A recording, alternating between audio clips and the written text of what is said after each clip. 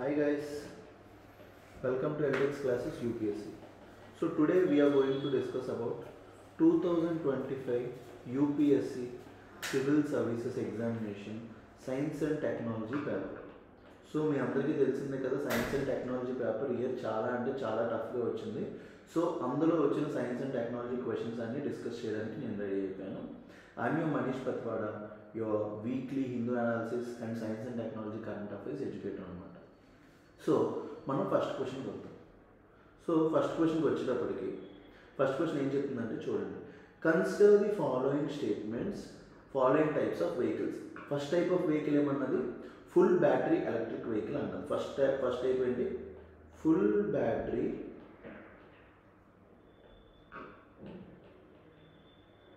Electric vehicle. So electric వెహికల్లో ఏముంటుంది basically? Electric vehicle అంటే బ్యాటరీ ఉంటుంది, అది ఏం చేస్తుంది? ఇంజిన్ని రన్ చేస్తుంది. సో ఇంజిన్కి పవర్ సోర్స్ ఎక్కడి నుంచి అవుతుంది? బ్యాటరీ నుంచి అవుతుంది. అది ఫస్ట్ కైండ్ అన్నమాట. సెకండ్ దాంట్లోకి వస్తే hydrogen fuel cell vehicle. Second kind of vehicle ఏం చెప్పారు? Hydrogen fuel cell vehicle. So second vehicle పేరు హైడ్రోజన్ ఫ్యూయల్ సెల్ వెహికల్. ఇది చాలా ఇంపార్టెంట్ ఎగ్జామ్కి. హైడ్రోజన్ ఫ్యూయల్ సెల్ ఏమవుతుందంటే, hydrogen it's not a fuel. హైడ్రోజన్ని మనం ఫ్యూయల్ అవ్వడం, but a carrier of energy. Hydrogen ఏమంటాం? Hydrogen is not a fuel but a carrier of energy అంటాం అన్నమాట. So basically hydrogen fuel cell vehicles ఏమవుతుందంటే, hydrogen దేనితో react అవుతుంది? బయట అవైలబుల్గా ఉన్న ఆక్సిజన్తో రియాక్ట్ అయ్యి H2O ఫామ్ చేస్తుంది అన్నమాట, ప్లస్ ఎనర్జీ. ఈ ఎనర్జీ ఏదైతే ఉందో ఇంజిన్ని రన్ చేస్తుంది. ఇది second kind of vehicle, hydrogen fuel cell vehicle. And third ఏంటి? Fuel cell electric hybrid vehicle. ఇక్కడ హైబ్రిడ్ అన్నాడు. హైబ్రిడ్ అంటే ఏంటి? రెండు కలిసి ఉంటాయి. ఒకటేంటి? ఫ్యూయల్ సెల్ అంటే ఏముంటుంది ఇక్కడ? బేసికలీ హైడ్రోజన్ యూజ్ చేస్తాం అన్నమాట. Second electric.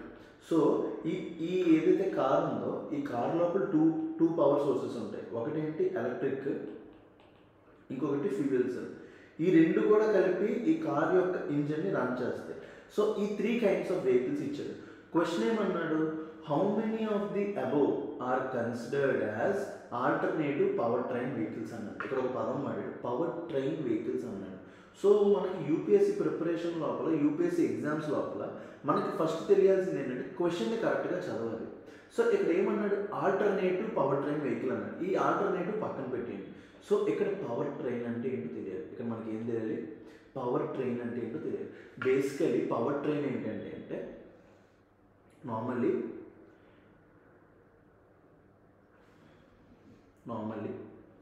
పవర్ ట్రైన్ అంటే ఏంటి?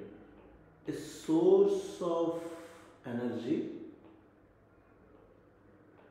converting into kinetic energy. So నార్మల్గా ఏదో ఒక ఎనర్జీ ఫామ్లో స్టోర్ అయ్యి ఉంది ఒక ఎనర్జీ అనేది, అది కైనెటిక్ ఎనర్జీ కింద మారితే పవర్ ట్రైన్ అంటాం. కైనెటిక్ అంటే ఎనర్జీ అంటే ఏం లేదు, నార్మల్గా మనకి పొటెన్షియల్ ఎనర్జీ, కైనెటిక్ ఎనర్జీ అనే 2 కాన్సెప్ట్స్ మీరు చదువు ఉంటారు. కైనెటిక్ ఎనర్జీ అంటే భూమి మీద ఉన్నప్పుడు ఏదైనా ఒక బాడీకి కైనెటిక్ ఎనర్జీ ఉంటుంది, గాలిలో ఉన్నప్పుడు పొటెన్షియల్ ఉంటుంది. సో హైయెస్ట్ పొజిషన్ గాలిలో ఉన్నప్పుడు పొటెన్షియల్ ఎనర్జీ మ్యాక్సిమం ఉంటే, భూమి మీద ఉంటే కైనెటిక్ ఎనర్జీ అంటాం.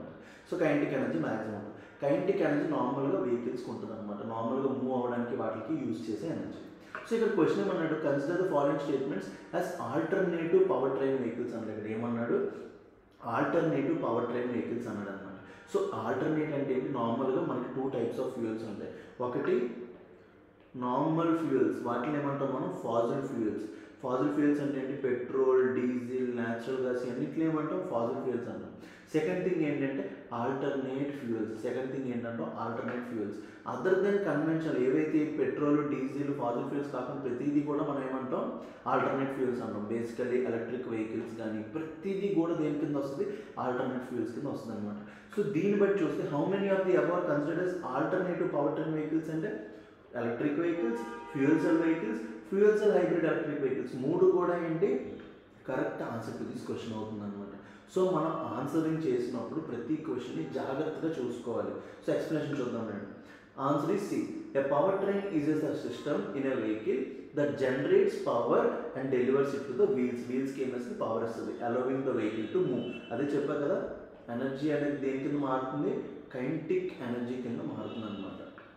It typical includes the engine అనేది ఏం చేస్తుంది, వెహికల్ని రన్ చేయడానికి హెల్ప్ చేస్తుంది, transmission and drive train including axles, differentials and drive shafts. So cars and buses have power trains. కార్స్కి బస్సెస్కి ఏమంటే పవర్ ట్రైన్స్ ఉంటాయి అనమాట. ఇంజిన్ని రన్ చేయడానికి ఆ పవర్ సోర్స్ అనేది హెల్ప్ చేస్తుంది.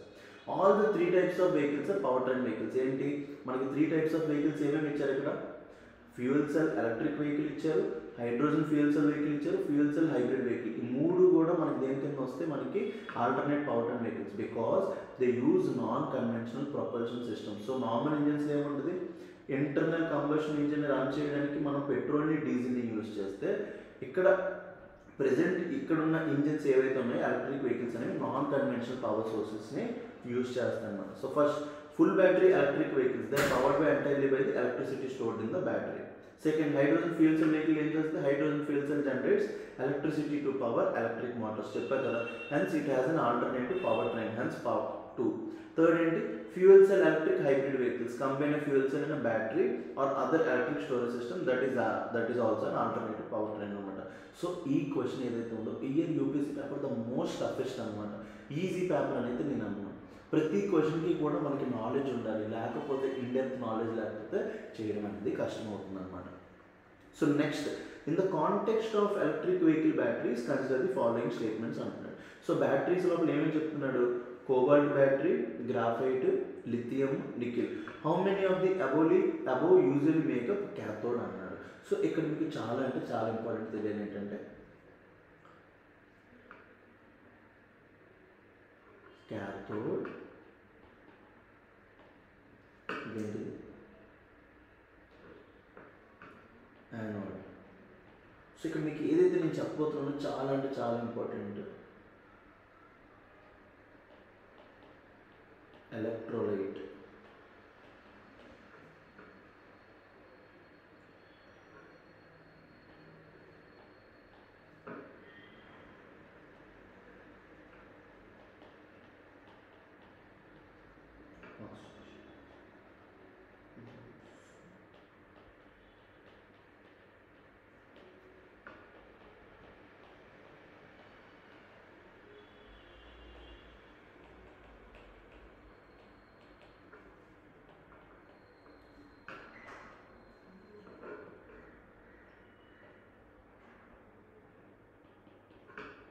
సో బేసికలీ క్వశ్చన్ ఏంటి సార్ ఏదో పెద్ద బొమ్మ గీస్తాడు ఏంటిది అని అనుకుంటున్నాను. సో బేసికల్లీ మనకి బ్యాటరీ లోపల ఏముంటుంది, ఒక యానోడ్ ఉంటుంది, ఒక క్యాథోడ్ ఉంటుంది. ఈ రియాక్షన్ని మనం ఏమంటామంటే రెడాక్స్ రియాక్షన్ అంటాం. ఈ రియాక్షన్ మనం ఏమంటాం, రెడాక్స్ రియాక్షన్ అంటే reduction and oxidation reaction. Reduction and oxidation reaction మనం ఏమంటాం, రెడాక్స్ రియాక్షన్ అంటాం అన్నమాట. ఈ క్వశ్చన్ సాల్వ్ చేయాలంటే ఫస్ట్ మీకు బ్యాటరీ ఎట్లా వర్క్ అవుతుందో తెలియాలి. సో నార్మల్గా బ్యాటరీ లోపల ఏముంటుంది, క్యాథోడ్, యానోడ్. క్యాథోడ్ లోపల ఏం జరుగుతుందంటే రిడక్షన్ జరుగుతుంది. క్యాథోడ్ లోపల ఏం జరుగుతుంది, రిడక్షన్ జరుగుతుందంటే అది గెయిన్ ఆఫ్ ఎలక్ట్రాన్స్ని తీసుకుంటుంది. యానోడ్ లోపల ఏం జరుగుతుంది, ఆక్సిడేషన్ జరుగుతుంది అనమాట, లూజ్ ఆఫ్ ఎలక్ట్రాన్స్ అనేవి ఇటు నుంచి బయటకు వెళ్తూ ఉంటాయి. సో క్వశ్చన్ లోపల ఏమడిగాడు, ఈ ప్రాసెస్ మొత్తం సర్క్యూట్లో ఉంటుంది, మళ్ళీ క్యాథోడ్ నుంచి ఎలక్ట్రాన్స్ అనేవి ఇటు వస్తే మళ్ళీ ఇటు నుంచి వెళ్తుంటుంది అనమాట. సో మధ్యలో ఒక బల్బు పెట్టారనుకోండి, ఈ యానోడ్ నుంచి ఎలక్ట్రాన్స్ వెళ్తున్నాయి కదా, బల్బ్ అనేది లైట్ అవుతుంది అనమాట. బేసికలీ బ్యాటరీస్ అనేవి ఇట్లా వర్క్ అవుతాయి. సో క్వశ్చన్ ఏంటి, in the context of electric vehicle batteries consider the following elements అన్నాడు. కోబాల్ట్ అన్నాడు, గ్రాఫైట్ అన్నాడు, లిథియం అన్నాడు, నికెల్ అన్నాడు. How many of the above usually makeup battery క్యాథోడ్స్ అన్నాడు. సో ఏదైతే మీకు క్యాథోడ్ చెప్పానో, క్యాథోడ్కి ఏదేదైతే మనం ఈ ఎలిమెంట్స్ లోపల దేని వాడతామని అడిగాడు. This is the most toughest question. మీకు చూడడానికి చాలా ఈజీగా ఉండదు, ప్రతిదీ కూడా తెలియకపోతే పెట్టలేము. నార్మల్గా గ్రాఫైట్ని మనం యూజ్ చేయం క్యాథోడ్ బ్యాటరీస్ లోపల. మిగతా కోబాల్ట్ని, లిథియంని, నికెల్ని ఈ మూడింటిని వాడతాం తప్ప గ్రాఫైట్ అనేదాన్ని మనం క్యాథోడ్ లోపల వాడతాం. So answer to this question is only 3. ఇలాంటి క్వశ్చన్స్ వచ్చినప్పుడు నేను ఏం చెప్తానంటే, ఇలాంటివి బౌన్సర్ క్వశ్చన్స్ వస్తే పెట్టాలి, లేకపోతే వదిలేయాలి. లేకపోతే ఏమవుతుందంటే నెగిటివ్ మార్క్కి దొరికేస్తాం అనమాట. సో చాలా ఛాన్సెస్ ఉంటాయి, ఎందుకంటే ఇలాంటి క్వశ్చన్స్ మీరు వచ్చినప్పుడు జనరల్లీ యూపీఎస్సీ లోపల మీరు ఆల్ 4 పెట్టడానికి ట్రై చేస్తారు, దొరికిపోతారు. సో గ్రాఫైట్ అనేదాన్ని మనం యానోడ్ లోపల వాడతాం అనమాట, యానోడ్ లోపల వాడతాం. బట్ క్యాథోడ్ లోపల cobalt oxides, lithium oxides, nickel ఆక్సైడ్స్ని వాడతాం అన్నమాట. రెండు, a lithium ion battery typically has a cathode. నార్మల్గా మన ఎలక్ట్రిక్ బ్యాటరీస్ అన్నింటిలో మనం ఏమంటాం, లిథియం బ్యాటరీస్ అంటాం కదా. ఎందుకు లిథియం బ్యాటరీస్? ఎనర్జీ డెన్సిటీ అనేది ఎక్కువ. దాంట్లో రెండు ఉంటాయి. ఒకటేంటి క్యాథోడ్, ఏ పాజిటివ్ ఎలక్ట్రోడ్. ఇప్పుడే చూసారు క్యాథోడ్ అనే దాన్ని ఏమంటాం, పాజిటివ్ ఎలక్ట్రోడ్. అక్కడ ఏ రియాక్షన్ జరుగుతుంది, reduction, so gain of electrons జరుగుతుంది. And anode, negative electrode and electrolyte. Middle ఉండేదాన్ని ఏమంటాం మనం, ఎలక్ట్రోలైట్. కోబాల్ట్, ఫస్ట్ స్టేట్మెంట్ ఏంటి, cobalt. Cobalt is commonly used in cathodes of batteries like lithium cobalt oxide, nickel manganese cobalt and nickel cobalt aluminium. So cobalt improves energy density and battery life. So నార్మల్గా UPSC లోపల last year question ఇచ్చారు, cobalt reserves అనేవి ఏ కంట్రీలో ఎక్కువ ఉన్నాయని. Democratic republic of Congo. 2023 prelims question ఇది. అక్కడి నుంచి ఎక్స్టెన్షన్, ఎందుకంటే ఈ లిథియం బ్యాటరీస్ లోపల సెన్సిటివ్ మెటీరియల్స్ యూస్ చేస్తారు. కోబాల్ట్ని ఎక్కడ యూస్ చేస్తారు, క్యాథోడ్ లోపల యూస్ చేస్తారు. Second statement graphite, it is used in anode. చెప్పారు కదా, గ్రాఫైట్ని మనం యానోడ్ లోపల యూజ్ చేస్తాం, not the cathode. Furthermore, it's the most common anode material in lithium ion batteries. So lithium ion batteries లోపల most common anode అనేది graphite అనమాట. But question లోపల ఏం అడిగాడు, ఇందులోపల ఏది క్యాథోడ్ అని అడిగాడు, ఏది క్యాథోడ్ అని అడిగాడు. సో ఆన్సర్ లోపల మనం గ్రాఫైట్ అనేది తీసేయాలన్నమాట.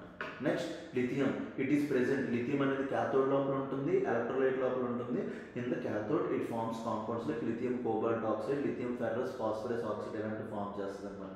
Fourth, nickel is also use in cathodes like nickel manganese cobalt NCA ఇలాంటి వాటి లోపల ఎనర్జీ డెన్సిటీ యూజ్ చేయడానికి. సో చూసారు కదా, క్వశ్చన్ అనేది బాగా టెక్నికల్ క్వశ్చన్ అనమాట, ఈజీ క్వశ్చన్ కాదు. ఫేస్ ఆఫ్ ఇట్ చూడగానే ఈజీగా పెట్టేటట్టు క్వశ్చన్ కాదు. సో అందుకోసమే మనం క్వశ్చన్స్ చేసినప్పుడు చాలా అంటే చాలా జాగ్రత్తగా ఉండాలి. In the context of electric vehicle batteries consider the following statement. Cobalt, graphite, lithium, nickel లోపల గ్రాఫైట్ అనేది మనం క్యాథోడ్ లోపల వాడతాం. ఎక్కడ వాడతాం, యానోడ్ లోపల వాడతాం. ఇది బాగా అంటే బాగా ఇంపార్టెంట్. ఏదైతే ఇప్పుడు డయాగ్రామ్ వేసానో నెక్స్ట్ ఇది యూపీఎస్సీ కూడా యూజ్ చేయొచ్చు. సో నార్మల్గా మనం యూజ్ చేసే batteries lithium batteries. Lithium batteries ఏముంటుందో, ఒక క్యాథోడ్ ఒక యానోడ్.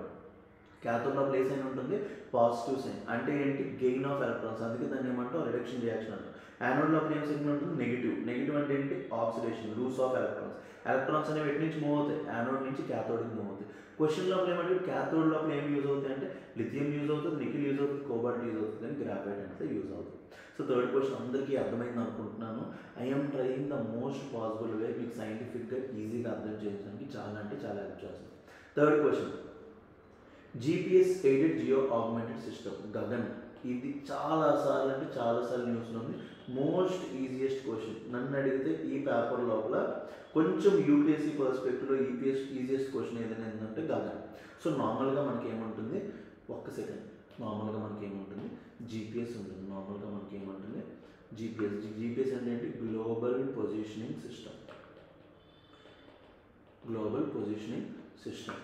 సో ఇందులో ఎన్ని శాటిలైట్స్ ఉంటాయి, 24 శాటిలైట్స్ ఉంటాయి. ప్రపంచం మొత్తం ఎన్ని శాటిలైట్స్ కవర్ చేస్తున్నాయి, 24 శాటిలైట్స్. సో ప్రతి పాయింట్ ఆఫ్ టైం దగ్గర 6 శాటిలైట్స్ అనేవి ఉంటూనే ఉంటాయి అనమాట, 24 శాటిలైట్స్. ఇది ఒక పద్ధతి వాడుతుంది అనమాట. దాన్ని ఏమంటాం, ట్రైలాటరైజేషన్.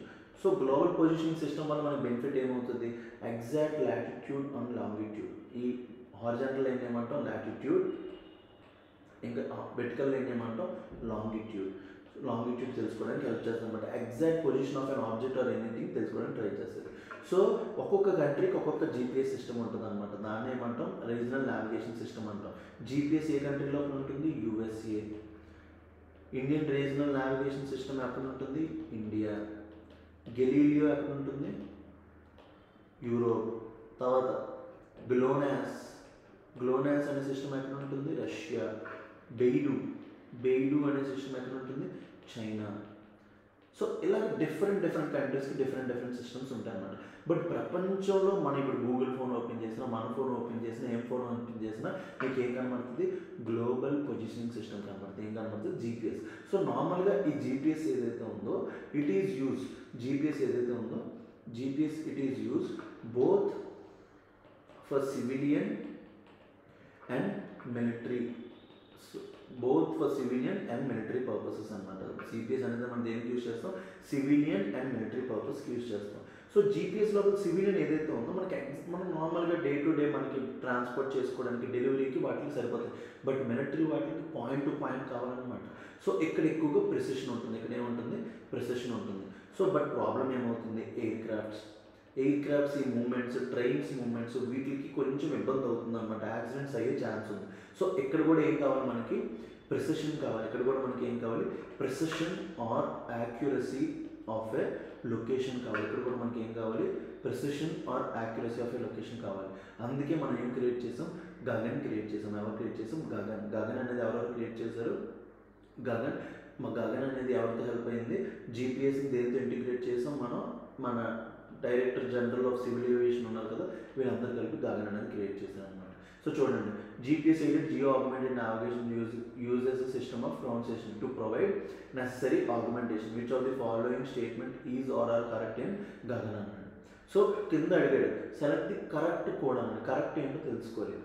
It is design to provide additional accuracy and integrity. అవునా కదా, సెకండ్ ఇప్పుడే చెప్పు, యాక్యురసీ ప్రెసిషన్ కోసం కావాలన్నా. Next, it will allow more uniform and high quality air traffic management. So air traffic మేనేజ్మెంట్కి చాలా హెల్ప్ అవుతుంది. Third, it will provide benefits only in aviation but not in other modes of transportation.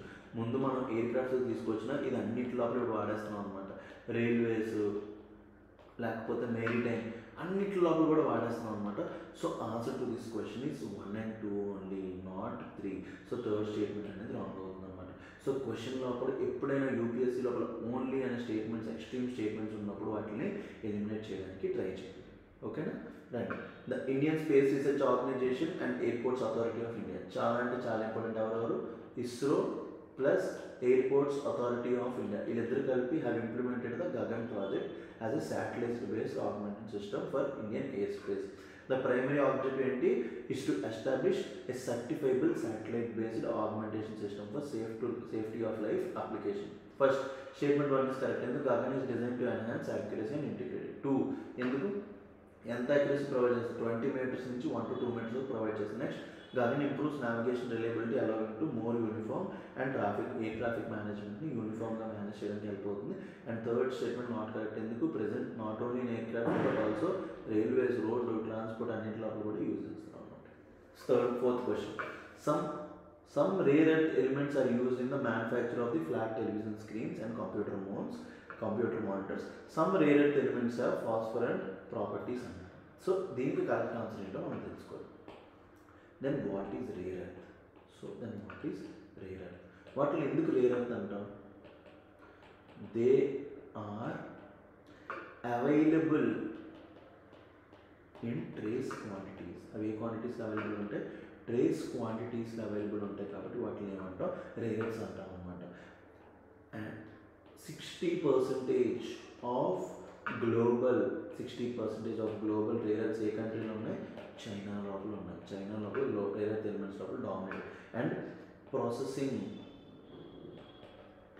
Capability కూడా China దగ్గర ఉంది. Processing capability 2/3 of processing capability is also with China. ఈ rare ఎర్త్స్ని rare earth అని ఎందుకు అంటారు? రేర్ అనే పదం ఏంటంటే they are not available in minable quantities. So ప్రతి కంట్రీ లోపల రేర్ ఎర్త్స్ ఉంటాయి, బట్ ప్రాబ్లం ఏంటి, not available in minable quantities. వాటిల్ని ఇప్పుడు ఫర్ ఎగ్జాంపుల్ 1 kilometer లోపల తవ్వామనుకోండి, ఇందు లోపల ఇంత చిన్న ఓడ దొరుకుతుంది అంతే అనమాట. ఎంత చిన్న ఓడ దొరుకుతుంది, ఎంతంతా వేస్ట్. సో ఏ కంట్రీకి అయినా సరే చాలా డబ్బులు వేస్ట్ అనమాట. But they are very important. Rare earths అనేవి ఎక్కడెక్కడ important, they are very important in all technologies, defence, military, electronics, ఏ సెక్టర్ అనేది తీసుకోండి అన్నింటిలో రేర్ ఎర్త్స్ అనేవి చాలా ఇంపార్టెంట్ అనమాట. But they are available in trace quantities. So rare earth అంటున్నాం కదా. సో రేర్ ఎర్త్ లోపల ఎన్ని ఉంటాయి, మొత్తం 15 ల్యాంథనైట్స్. రేర్ ఎర్త్ ఎలిమెంట్స్ లోపల ఎన్ని ఉంటాయి, 15 ల్యాంథనైట్స్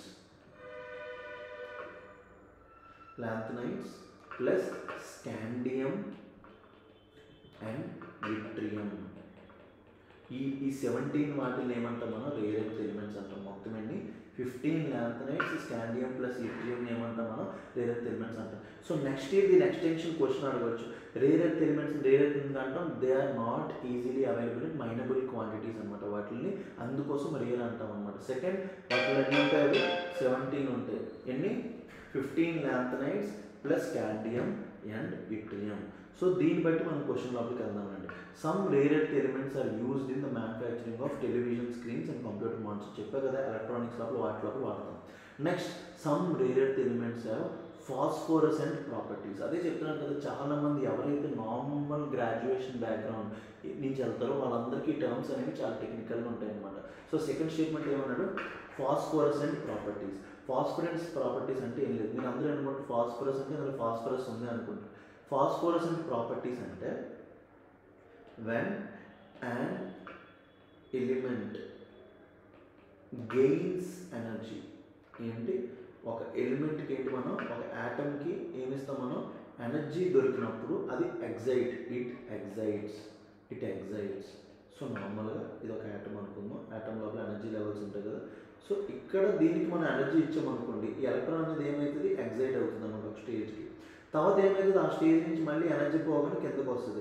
ఇప్పుడు ఏం రిలీజ్ చేస్తుంది అంటే కలర్ రిలీజ్ చేస్తుంది. ఏం కలర్ రిలీజ్ చేస్తుంది, దీన్ని ఏమంటాం ఫాస్ఫోరసెంట్ ప్రాపర్టీస్. మీరు చాలా సినిమాలు చూపిస్తారు, తెలుగు సినిమాల లోపల చాలా మైండ్స్ అనేవి మెరుస్తూ ఉంటాయి. సినిమాల లోపల ఏంటి, హీరో వెళ్తుంటే అక్కడ మెరుస్తున్నట్టు కనబడతాయి. ఆ ప్రాపర్టీని ఏమంటాం rare earth elements phosphorescent properties అంటాం అనమాట. సో ఇక్కడ క్వశ్చన్ ఏమంటున్నారు, some rare earth elements are used in the manufacture of flat television screens and computer monitors. Second, some rare earth elements are phosphorescent properties. So phosphorescent properties అనేవి కొన్ని rare earth elements ఉంటాయి. So ఇప్పుడు ఏంటంటే నా analysis ప్రకారం which are the following statement is are correct with respect to above statements అంటే, మా analysis ప్రకారం, మా ఇన్స్టిట్యూట్ అనాలిసిస్ ప్రకారం we have decided to go with option A. ఏంటి, both statement 1 and statement 2 are correct and statement 2 explain statement 1. అది ఫాస్ఫరెంట్ capabilities exhibit చేయడం వల్ల దాంట్లో కొత్త ఏవైతే ఉంటాయో వాటి వల్ల వాటిని మనం కొన్ని వాటిలో యూజ్ చేయగలుగుతున్నాం అన్నమాట. చెప్పా కదా, ఇంత పెద్ద ల్యాండ్ తీసుకుంటే అందులో కొంత ప్లేస్లో రేర్ ఎర్త్ ఉంటుంది. సో ఈ ఫాస్ఫరెంట్ ఎబిలిటీ ఏదైతే ఉందో, ఫాస్ఫోరసెన్స్ ఎబిలిటీ ఏదైతే ఉందో దీనివల్ల మనకి ఈజీగా దొరుకుతుంది. కాబట్టి స్టేట్మెంట్ 2 ఎక్స్ప్లెయిన్ స్టేట్మెంట్ 1 అనేది మనం అనమాట. సో రండి, rare earth elements are group of 17 metallic elements. చెప్పా కదా, 15 lanthanides plus scandium plus yttrium, దీన్ని ఏమంటాం రేర్ ఎర్త్ ఎలిమెంట్స్ అంటాం. Include lanthanides, scandium and yttrium, known for their unique properties. చెప్పండి, మ్యాగ్నెటిజం, luminescence అంటే ఫాస్ఫోరసెన్స్ అని ఒకటే, and conductivity. These elements are crucial components in various technologies. చెప్పారు కదా, electronics, clean energy, medical devices, defence అన్నింటిలో కూడా ఇది యూజ్ అవుతుంది అనమాట. While relatively abundant in earth's crust, they are often disappeared and difficult to extract in concentrated quantities. చెప్పారు కదా, అవి ఒక ప్లేస్లో ఎక్కువగా దొరకవు. సో అందుకోసం వాటిని మైండ్ చేయడం అనేది కష్టమైపోతుంది అనమాట. Hence the term rare earth. మిమ్మల్ని అడగవచ్చు, రేర్ ఎర్త్ అని ఎందుకంటారు, ఓన్లీ ప్రపంచంలో కొన్ని చోట్ల దొరుకుతుంది అందుకే రేర్ అంటే ఆ స్టేట్మెంట్ అనేది రాంగ్ అవుతుంది. ఎందుకు వాటి రేర్ అంటాం, while relatively abundant in earth's crust they are often disappeared and difficult to extract in constant quantities. Statement 1, rare earth elements such as europium, terbium and tritium used in manufacture of flat releases. First statement right. Second, these rare earth elements have phosphorescence, luminescence properties, which means they emit light when excited by energy.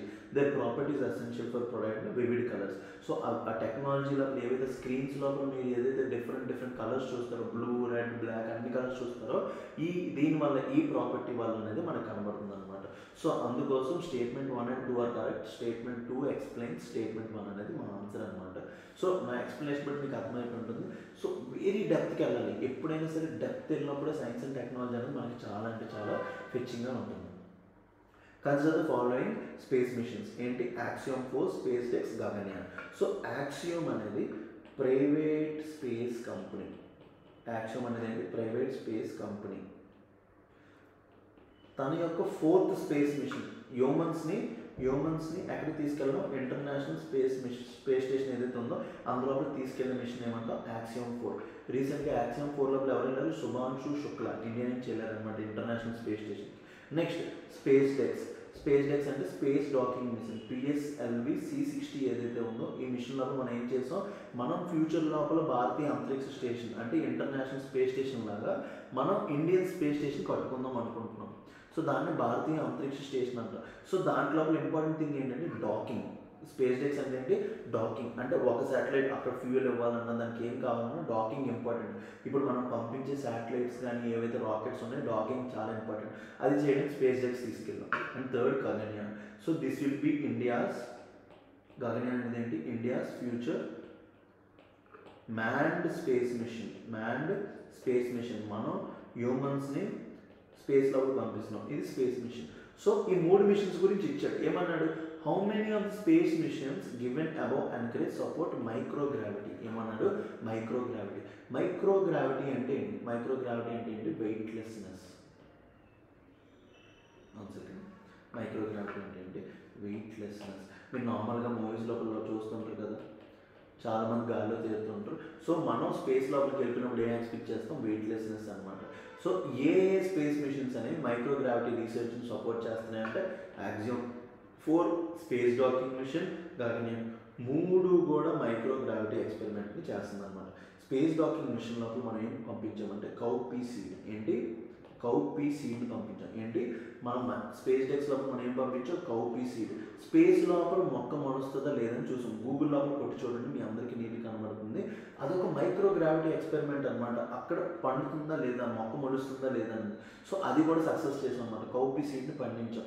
చాలా అంటే చాలా important. So 3 statements of this question are right. ఇంకెవరైనా ఏదైనా answer పెట్టుకుంటే it's not right. So SpaDeX లోపల కూడా మనం microgravity, మీరు ఏమనుకుంటారు, డాకింగ్ కదా సార్ ఎక్కడెక్కడ మైక్రోగ్రావిటీ అనుకుంటాం. సో అందులోపల మనం డిఫరెంట్ పేలోడ్స్ పంపించాం.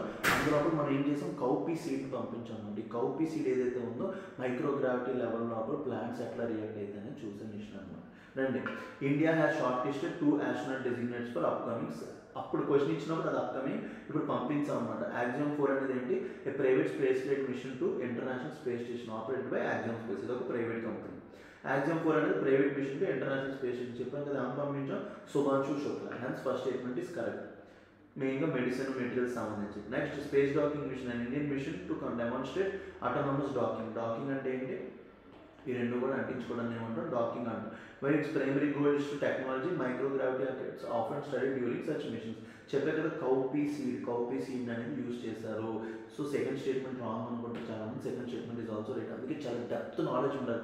ఈసారి పేపర్ అనేది అస్సలు సింపుల్ కాదు. Third, Gaganyaan India's first human space flight programme. It aims to send humans into space where microgravity research is a key scientific objective. చెప్పే కదా, మెయిన్గా హ్యూమన్స్ని లో ఎర్త్ ఆర్బిట్ లోపల పంపిస్తున్నాం. 3 days 3 members 400 meters స్పేస్ లోపలికి వెళ్ళిపోతుంది అనమాట. So answer to this question is all the statements are correct. Next, with reference to India's defence consider the following pairs. ఏం చెప్తున్నాడు, Dornier 228, IL-76 and C-17 Globemaster. ఇందులోపల how many of the given pairs are correctly matched అన్నాడు. So ఇక్కడ ఇచ్చిన వాటిలో ఇది కూడా చూడండి, ద మోస్ట్ టఫెస్ట్ క్వశ్చన్. ఇలాంటి క్వశ్చన్స్ నేను వచ్చినప్పుడు అసలు నేను నేనైతే ముట్టుకోను. అదే చెప్తున్నాను కదా, మనం చాలా అంటే చాలా జాగ్రత్తగా ఉండాలి యూపీఎస్సీ క్వశ్చన్స్ చేసినప్పుడు. మనం ఎవరిదైనా రైట్ అయిపోయిందంటే తెలిస్తే తప్ప ప్రతిదీ. ఇప్పుడు ఎన్ని ఎయిర్ క్రాఫ్ట్స్ అని మీరు చదువుతారు, అది వేరే కంట్రీస్ ఎయిర్ క్రాఫ్ట్స్ అని ఎన్ని చదువుతారు. సో ఆ పర్స్పెక్టివ్ లోపల క్వశ్చన్ అనేది ఏమైపోతుంది, టఫ్ అయిపోతుంది అనమాట. మామూలుగా ఇండియా లోపల మీకు చాలామంది C-17 గ్లోబ్ మాస్టర్ చదివి ఉంటారు, ఎందుకంటే ఇది బాగా న్యూస్లో ఉంది. బట్ మిగతా రెండు ఇవన్నీ వచ్చినప్పుడు కష్టమైపోతుంది, ఎందుకంటే ఇవి ఇండియన్ వెహికల్స్ కాదు, వేరే కంట్రీ వెహికల్స్ కాబట్టి ఆ పర్స్పెక్టివ్ లోపల మన క్వశ్చన్ అనేది ఏంటి, టఫ్ అయిపోతూ ఉంటుంది అనమాట. సో దీన్ని బట్టి మనం క్వశ్చన్ లోపలికి వెళ్తే, with reference to India's defense consider the following statement. Aircraft type description. So Dornier 228 అనేది ఒక maritime patrol aircraft, ఇది right. Next IL-76 supersonic combat aircraft కాదు. సూపర్సోనిక్ కంబాట్ ఎయిర్క్రాఫ్ట్స్ అంటే ఏంటి, మిగ్, రాఫెల్. సో సూపర్సోనిక్ అనే పదం ఉంది. Then what is supersonic? నార్మల్గా మనకి సబ్సోనిక్, సూపర్సోనిక్, హైపర్సోనిక్ అనే పదాలు ఉంటాయి. ఇవి మీకు తెలుసుకోవడం చాలా ఉంటాయి. సోనిక్ అంటే speed of the sound, sonic అంటే speed of the sound. So ఏదైనా ఒక vehicle less than speed of the sound తెలిస్తే దాన్ని ఏమన్నా సబ్సోనిక్. ఏదైనా ఒక vehicle 1 to 5 times speed of the sound తెలిస్తే దాన్ని ఏమన్నా సూపర్సోనిక్. ఏదైనా ఒక vehicle greater than 5 times speed of the sound తెలిస్తే దాన్ని ఏమంటాం, హైపర్సోనిక్ అంటాం అనమాట. సో ఈ IL-76 ఏదైతే ఉందో ఇది ఒక సూపర్ సోనిక్ కంబాట్ ఎయిర్క్రాఫ్ట్ కాదు, ఇది కూడా ఒక aircraft, normal aircraft. And C-17 globe master ఏదైతే ఉందో మిలిటరీ ట్రాన్స్పోర్ట్ ఎయిర్క్రాఫ్ట్ అనమాట. సో దీని ప్రకారం second statement is wrong, 1 and 3 are the right statements. So only 2 statements of the above are right. So Dornier 228 maritime patrol vehicle is correct. Dornier 228 aircraft is used by Indian Navy and Coast Guard for maritime surveillance. ఈ Dornier ఏదైతే ఉందో maritime surveillance use చేస్తాం. is a versatile twin engine turboprop aircraft known for its short takeoff and landing. STOL ఉందన్నమాట, వెంటనే land అయిపోయి వెంటనే ఎగిరిపోద్ది అన్నమాట. మ్యానుఫ్యాక్చర్డ్ బై హార్బీ హిందుస్థాన్ ఏరోనాటికల్ లిమిటెడ్ ఉంటుంది, దాన్ని బట్టి చేసింది. So first statement is right. Second is not correct. ఎందుకు?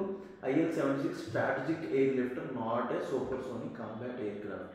సో IL-76 కూడా ఒక నార్మల్ ఎయిర్ క్రాఫ్ట్ అనమాట, స్ట్రాటజిక్ ఎయిర్ క్రాఫ్ట్. ఇది supersonic greater than 1 times speed of the sound అలో అనమాట. It is used for heavy cargo and troop movement. So మెయిన్గా వాచ్ టైంలో కార్గో ట్రూప్ మూవ్మెంట్ కోసం దీన్ని యూజ్ చేసుకుంటాం. The IL-76 is a Russian design. దాన్ని ఏమంటాం మనం? Ilyushin 276 అంటాం అనమాట. IL అంటే ఏంటి? Ilyushin 76 is a Russian design 4-engine turbofan strategic airlifter primarily used as a heavy lift cargo aircraft. It was initially developed in 1960 for commercial cargo transport and later adopted for military roles. And third statement, C-17 Globemaster బాగా famous military transport aircraft. It's a large military transport aircraft used by Indian Air Force for strategic and tactical. ఇది చాలా important అనమాట. So దాన్ని ఏమంటాం? Boeing company develop చేసి దీన్ని Boeing C-17 Globemaster అంటాం. Is a large military transport aircraft developed by McDonnell Douglas of the United States Air Force అనమాట. So ఇలాంటి క్వశ్చన్స్ చూసారు కదా, ఈజీ అయితే లేదు. మీకు sound science and technology knowledge ఉంటే తప్ప క్వశ్చన్స్ని హ్యాండిల్ చేయడం అనేది చాలా అంటే చాలా కష్టమైపోయింది అనమాట. ఈ పర్స్పెక్టివ్లో చూసుకుంటే మనకి ఈ పేపర్ ఏదైతే ఉందో ద మోస్ట్ టఫెస్ట్. ఎవరైనా ఈజీ అని అన్నారంటే అదైతే ఈజీ అయితే కాదు. సో చూడండి క్వశ్చన్స్ చూడండి, ఎక్కడ ఈజీ అని చెప్పగలం మనం. సో ఫస్ట్ క్వశ్చన్, మీకు ఫస్ట్ పవర్ ట్రైన్ వెహికల్ అంటే ఏంటో తెలియాలి, తర్వాత ఆల్టర్నేట్ అంటే తెలియదు. అంటే సైన్స్ అండ్ టెక్నాలజీ లోపల ఈ ఫ్యూయల్ సెల్ ఎలక్ట్రిక్ వెహికల్ అంటే ఏంటి, హైడ్రోజన్ ఫ్యూయల్ సెల్ వెహికల్ అంటే ఏంటి, fuel cell electric hybrid vehicle ప్రతిదీ తెలిసి ఈ ఆల్టర్నేటివ్ పవర్ ట్రైన్ మీనింగ్ తెలిస్తేనే క్వశ్చన్ పెట్టగలరు. సో సెకండ్ ఇదే టైప్ క్వశ్చన్ వచ్చింది. నెక్స్ట్ క్వశ్చన్ చూడండి, నార్మల్గా క్యాథోడ్ యానోడ్ ఈ రియాక్షన్ చాలా మందికి తెలియదు, రెడాక్స్ రియాక్షన్ చాలా మందికి తెలియదు. బట్ ఇందులో ఏమడిగాడు, మేకప్ బ్యాటరీ క్యాథోడ్ ఎలిమెంట్స్ ఇచ్చేసి ఇందులో ఏది క్యాథోడ్, గ్రాఫైట్ యానోడ్ కింద యూజ్ చేస్తారని అసలు నాకు కూడా తెలియదు, ఎగ్జామ్ అయినంతలో తెలియదు. వీ హ్యావ్ టు మనం ఎక్స్పెండ్ అవుతూ ఉంటాం, మన నాలెడ్జ్ ప్రాక్టీస్ అనేవి పెరుగుతుంటాయి. ఎగ్జామ్లో నాకు ఈ క్వశ్చన్ ఇస్తే నేను వదిలేసుకుని వెళ్ళిపోతాను. ఎందుకు? ఇందులో 4కి 4 తెలియాలి, ఎక్కడ ఎలిమినేషన్ ఆప్షన్ లేదు, only 1, only 2, only 3, only 4. So మనం యూపీఎస్సీలో ఎగ్జామ్ ఎట్లయినా క్రాక్ చేయడానికి చూడాలి. అన్ని క్వశ్చన్స్ మనకు రానప్పుడు మనం ఏం చేయాలి? ఎలిమినేషన్ ఆప్షన్, ఇక్కడ ఎలిమినేషన్ ఆప్షన్ లేదు. సో అప్పుడు నేను ఏం చేస్తాను? అయితే 2.66 నెగిటివ్ తగ్గించుకోకుండా నెక్స్ట్ క్వశ్చన్ పాస్ ఆన్ అవుతుంది అనమాట. సో మ్యాక్సిమం 92 క్వశ్చన్స్ వరకు మనం అటెండ్ చేస్తే సరిపోతుంది. సో ఇలాంటి టఫ్ క్వశ్చన్స్ వచ్చినప్పుడు అటెండ్ చేయకూడదు. ఇది కాదని క్వశ్చన్, ఈజీ క్వశ్చన్ ఓన్లీ అని అన్నాడు. థర్డ్ స్టేట్మెంట్ తీసిస్తే నాకు ఆన్సర్ వస్తుంది డైరెక్ట్గా. సో హై క్వాలిటీ ఈ పదంలో ఉన్నది, it allows more uniform and high quality transport management అన్నాడు. సో ఈజీగా పెట్టవచ్చు ఆ question. Next fourth question, rare earth elements. ఇది కూడా కష్టమే. రేర్ ఎర్త్స్ అంటే ఏంటో తెలియాలి, వాటిని ఇందులో యూజ్ చేస్తారని తెలియాలి. ఈ ఫాస్ఫరస్ అండ్ ప్రాపర్టీస్ అంటే ఏంటో తెలియాలి. నార్మల్గా బయోలుమినిసెన్స్ అంటారు. నార్మల్గా చాలా వరకు ఫిష్ స్పీసీస్ ఇవన్నీ కూడా బయోలుమినిసెన్స్ అనమాట, మెరుస్తూ ఉంటాయి. అలాగే ఒక మెటల్ కానీ ఒక రిసోర్స్ కానీ మెరుస్తుందని ఏమంటాం? ఫాస్ఫరసెన్స్ ప్రాపర్టీస్ అంటాం అనమాట. ఇలాంటి ప్రాపర్టీస్ వల్ల ఈ మన టెలివిజన్ లోపల బ్రైట్ కలర్స్ వస్తుంటాయి. సో ఇది కూడా కష్టమైన క్వశ్చన్. ఇది మనం ఏమనుకుంటున్నాం, మరి యూపీఎస్సీ ఏమి ఇస్తుందో తెలియదు కొన్నిసార్లు. ఎందుకంటే యూపీఎస్సీ మధ్య బాగా టెక్నాలజీగా తయారయ్యాడు అనమాట. ఏమి ఇస్తున్నాడో ఆన్సర్ తెలియదు. యాక్సియం ఫోర్స్ స్పేస్ జెట్స్ కాదు, 3 మిషన్స్ తెలియాలి. అందులో మైక్రోగ్రావిటీ ఎక్స్పెరిమెంట్స్ చేస్తున్నారో లేదో కూడా తెలియాలి అనమాట. అదే చెప్తున్నాను కదా, ఈసారి క్వశ్చన్ పేపర్ అయితే ఈజీ కాదు. ఎయిర్ క్రాఫ్ట్స్ కూడా బాగా పర్టికులర్, మనకి పిన్ టు పిన్ లోపలికి వెళ్ళి డెప్త్ వరకు తెలిస్తే తప్ప క్వశ్చన్ ఆన్సర్ చేసే ఛాన్స్ లేదు. బట్ నేనేం చెప్తానంటే ఈ క్వశ్చన్స్ బేస్ మీద నెక్స్ట్ ఇయర్ ఒకవేళ యూపీఎస్సీలో మళ్ళీ క్వశ్చన్స్ వచ్చాయనుకోండి, మనం ఆన్సర్ చేసే క్యాపబిలిటీ ఉంటుంది. సో డార్నియర్ 222-8 అనేది ఏంటి? Marine patrol aircraft. Next IL-76 అనేది సూపర్సోనిక్ కాంబాట్ ఎయిర్ క్రాఫ్ట్ కాదు, ఇది నార్మల్ ఎయిర్ క్రాఫ్ట్ అనమాట, heavy lift cargo. And C-17 Globemaster కూడా మిలిటరీ ట్రాన్స్పోర్ట్ ఎయిర్ క్రాఫ్ట్. ఈ డార్నియర్ 228 అనేది మన హిందుస్థాన్ ఏరోనాటికల్ లిమిటెడ్ తయారు చేస్తుంది. IL-76 Russian based, C-17 Globemaster కూడా US బేస్డ్ అనమాట. సో ఇట్లా క్వశ్చన్స్ అనేవి ఉంటాయన్నమాట. సో ఇవాళ మనం SNT డిస్కస్ చేసాం, రేపు మళ్ళీ ఎన్వైర్న్మెంట్ పేపర్ డిస్కస్ చేస్తాను. సో ఇలాగా మీకు ఈ సంవత్సరం SNT ఎన్వైర్న్మెంట్లో ఉన్న ప్రతి క్వశ్చన్ని డిస్కస్ చేద్దాం. Thank you very much. Thank you for joining with me. Hope LTX classes మీకు చాలా అంటే చాలా బెస్ట్ కంటెంట్ ప్రొవైడ్ చేస్తున్నాం. మా తరపు నుంచి ఏమేమి చేయాలో అన్ని ఎఫర్ట్స్ పెడతాం, only to make you guys crack UPSC exam. So LTX క్లాసెస్లో కోర్సెస్ ఉన్నాయి, నేనే ఇక్కడ ఎన్వైర్న్మెంట్ డీల్ చేస్తాను. నా క్లాసెస్ నచ్చితే you can opt for the courses.